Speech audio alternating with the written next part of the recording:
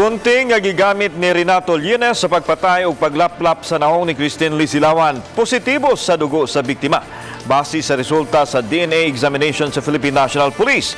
Samtang nasuta usab nga wa mamakak si Llenes sa pag-angkon nga mao'y mipatay sa dalagita base sa resulta sa polygraph test sa PNP.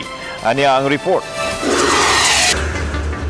Gikumpirmar ni Police Brigadier General Dibold Sinas ang resulta sa DNA test sa dugo nga nakuha gikan sa gunting nga gigamit sa 43 anyos nga si Renato Llenes pagpatay kang Christine Lisilawan. Ang dugo wala dito sa dito sa may handle kay naibuak gamay. So dito. Tapos positive po siya sa fluid DNA ni Renato Llenes. So buti pasabot katong gunting sa istorya ni Renato mo gito gigamit pagpatay kay Christine. Samtang ipaabot pa usab ang resulta sa examination sa sapot sa suspect dihang gihimo niyang krimen. Gibutyag ni Sinas ang resulta sa polygraph test di nasuta nga nagtug-an si Llenes sa tinuod. Nasayran og nasuta usab nga mentally fit o tarong ang pangisip sa suspect base sa sunod-sunod nga paghiling sa pangisip nini sa mga eksperto. Because of this, his trial could withstand in court. Normal siya. Wala siya lucid interval.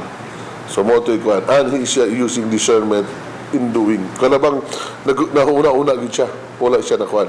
Gihulagway sa Philippine National Police nga misamot kalig-on ang gisangat nilang kaso batok kang Llenes kinsa maoy ni angkon sa krimen.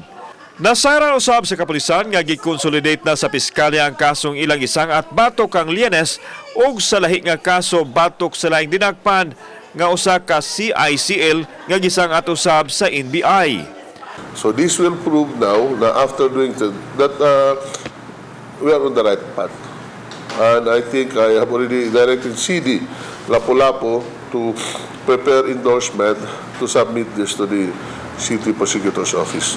Kauban si John Solon, ako si Alan Domingo. Balitang Bisdak.